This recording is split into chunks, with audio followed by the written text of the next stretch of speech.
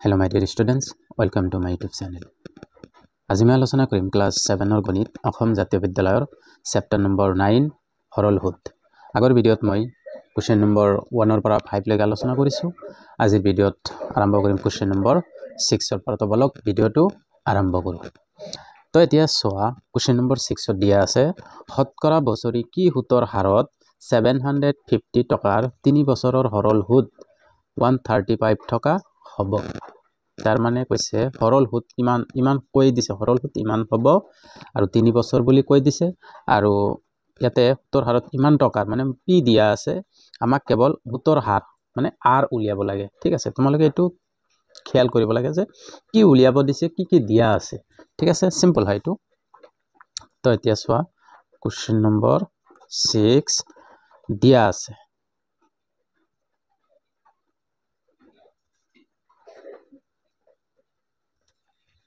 দিয়া আছে কি এক নম্বৰত পি দিয়া আছে মানে মূলধন দিয়া আছে। মূলধন কিমান দিয়া আছে 750 টকা আৰু দিয়া আছে সময় টি দিয়া আছে কিমান দিয়া আছে 3 বছৰ বুলি দিয়া আছে আৰু সৰল সুদ মানে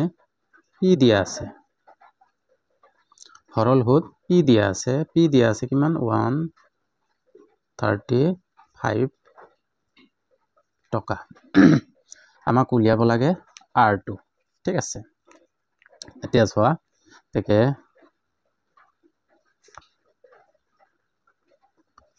আমি জানো যে P equal to P মই ডাবল কিয় লিখিছো, সৰল সুদ মানে I হে I। তো I into 100 by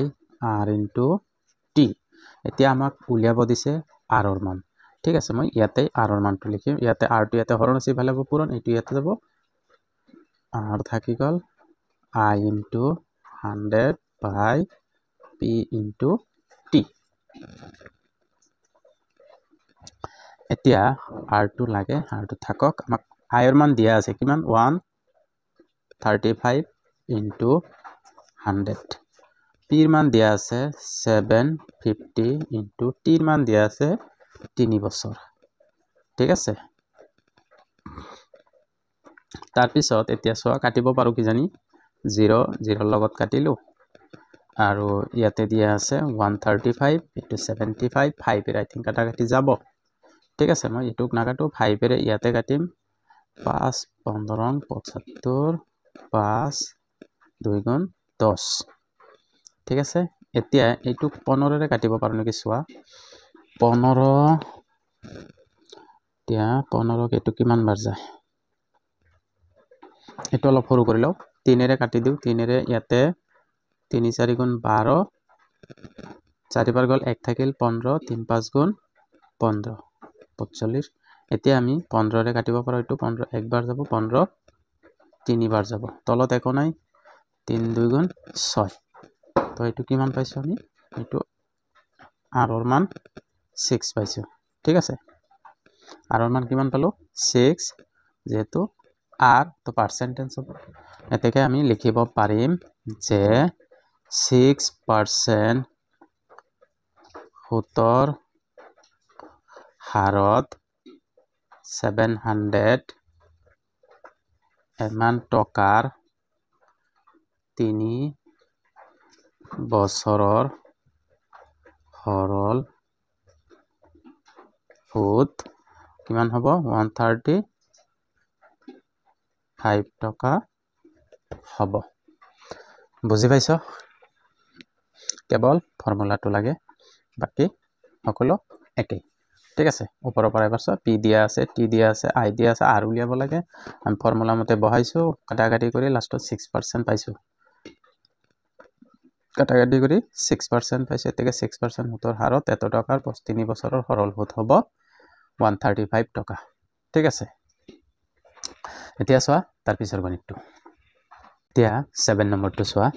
7 নম্বৰটো চোৱা কৰাৰ আগত এটা ৰিকুৱেষ্ট যদি এইটো চেনেলত নতুনকৈ আহিছে প্লিজ সাবস্ক্ৰাইবটো কৰি ল'বা আৰু কাষত থকা বেল আইকনটো টিপি ল'বা আৰু যদি ভিডিঅ'টো ভাল লাগে হেকলে লাইক আৰু কমেন্ট এটাও কৰি দিবা তো এতিয়া চোৱা 7 নম্বৰটো দিয়া আছে বছৰি 8% সুতৰ হাৰত কিমান মূলধনৰ 2 বছৰৰ সৰল সুদ ইমান টকা হ'ব তো এতিয়া চোৱা ইয়াতে বছৰি ইমান % সুদ মানে r দিয়া আছে কিমান মূলধনৰ মানে আমাক মূলধন মানে p2 উলিয়াব দিছে আৰু 2 বছৰ মানে t দিয়া আছে 2 বছৰ আৰু সৰল সুদ দিয়া আছে 288 টকা আমাক p উলিয়াব লাগে টাৰ্গেট কি আমাৰ p উলিয়াব লাগে ঠিক আছে তো এতিয়া চোৱা 7 নম্বৰ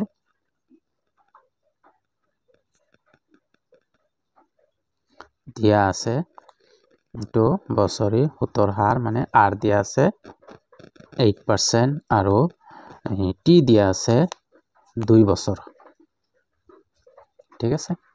আৰু সৰল সুদ মানে i দিয়া আছে i দিয়া আছে 288 টকা আমাক কি উলিয়াব দিছে p উলিয়াব লাগে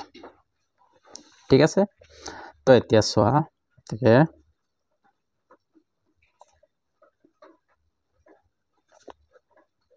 আমি জানো যে ফৰ্মুলা মতে কি p equal to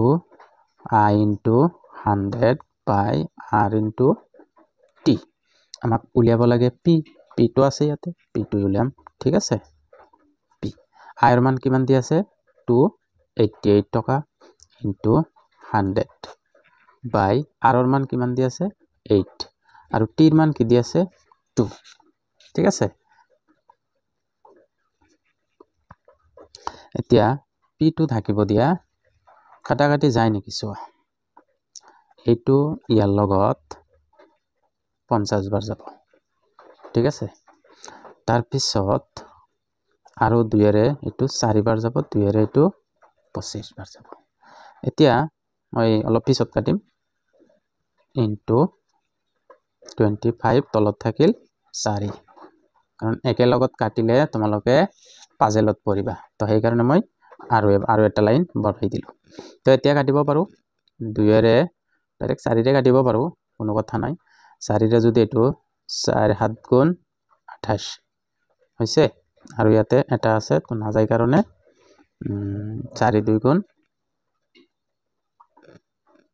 4 7 গুণ 28 এটো 4 7 আৰু ইয়াতে 4 2 ঠিক আছে ইমান বাৰ যায় 72 into 25 টকা এই দুটা পূৰণ কৰি দিয়াতে কিমান হয় হিমানেই হ'ব 72 25 5 2 গুণ 10 10 0 7 1 5 7 যা 35 35 আর 1 36 2 2 2 যা 4 2 7 যা 14 যোগ কৰি দিয়া 0 7 8 আৰু 1 ঠিক আছে তো এইটো কিমান পালো p equal to 1800 টকা এইটো आंसर পাইছো আমাক লাষ্টত কৈছে কি এইটো কিমান মূলধনৰ 2 বছৰৰ তো এতেকে এনেতেকে লিখি দিব পাৰো যে 8% সুতৰ হাৰত কিমান মূলধন বুলি কৈছে যে তো সুতৰ হাৰত কিমান হৈছে 18 টকা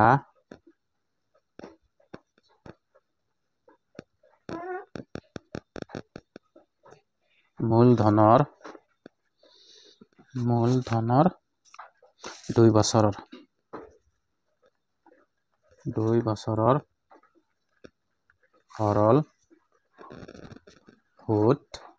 সৰল সুদ কিমান হ'ব 288 টকা ঠিক আছে বুজি পাইছো এতিয়া চোৱা নেক্সট গণিতটো 8 নম্বৰ গণিতটো কি দিয়া আছে বছৰি 7% সুতৰ হাৰত 2150 টকাৰ কিমান বছৰত সুতে মূলে 2600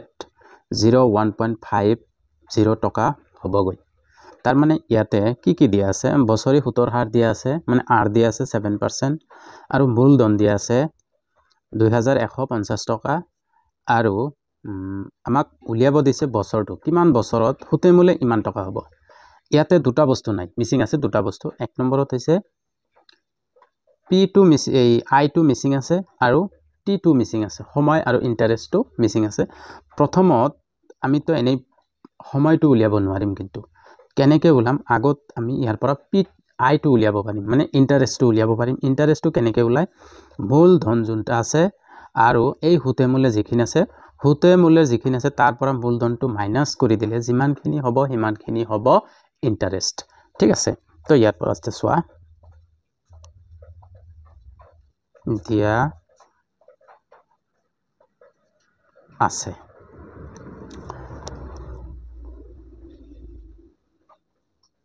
তো r দিয়া আছে 7% তাৰ পিছত p দিয়া আছে 2150 টকা ঠিক আছে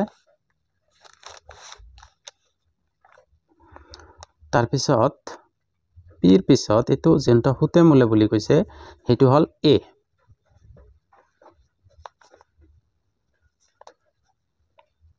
ঠিক আছে তো আমাক ইয়াত পৰা i উলিয়াব লাগে আৰু t উলিয়াব লাগে তাৰ পিছত এতিয়া আমি প্ৰথমত i টো উলিয়াম i উলিয়াৰ কাৰণে কি হয় এটো এই i সমান সমান যোনটা এইটো সুতে মূল আছে a মাইনাস হ'ব p এর মান কিমান দিয়া আছে সরি 2601.50 মাইনাস 2150 ইমান টকা তো ইয়াৰ পৰা এটো মাইনাস কৰি দিয়া পয়েন্টৰ পিছত আৰু যেহেতু একো নাই তো কি হৈ যাব এইখিনি হ'ব তাৰ পিছত ইয়াতে আছিল 1 1 ৰ পৰা 0 গলে 1 থাকিব এটো আছে 0 0 ৰ পৰা 5 না যায় 1 ৰ পৰা 10 10 ৰ পৰা 5 গলে 5 হ'ব ইয়াত থাকিল 5 5 ৰ পৰা 1 গলে 5 হ'ব 2 ৰ পৰা 2 গলে 0 তো ইমান টকা পালো আমি i ঠিক আছে ইয়াৰ পৰা i ত লিখিব পাৰো যে i আমি পাইছো 551.50 টকা এখিনি পাইছো এতিয়া ইয়াৰ পৰা আমি t উলিয়াব পাৰিম এতিয়া এতেকে সময় ঠিক আছে সময় মানে t ইকুয়াল টু লিখিব পাৰো যে i into 100 by r into p ঠিক আছে এটো ফর্মুলা লিখিব পাৰো জনতা একদম ফাস্টৰ ফর্মুলাটো সোয়া যে p equal to i into 100 আছিল by r into t আছিল যেহেতু আমাক t ৰ মানটো লাগে মই t টো ইয়াতে লিখিলো এটো ইয়াতে কি কনভার্ট কৰিলে এনেকৈ হৈ যাব ঠিক আছে তো ইয়াতে এটো বহাইছো এতিয়া আমাক লাগে t ৰ মানটো i ৰ মান কিমান পাইছিলো 551.50 টকা আৰু এটো 100 বাই r ৰ মান কিমান আছে 7 আৰু p ৰ মান কিমান দিয়া আছে 2150 ঠিক আছে এতিয়া কৰবাত কাটাকাটি যায় নেকি এটো শূন্য কাটিব পাৰো আৰু এতে 5 ৰে চাগে কাটিব পাৰো 5 ৰে 2 বাৰ 5 ৰে ইয়াতে হ'ব 4 বাৰ এক থাকিল 5 3 গুণ 15 ঠিক আছে তাৰ পিছত আৰু কিবা কাটিব পাৰো নেকি তো এটো থাকক 551.50 into 2 by 7 into 43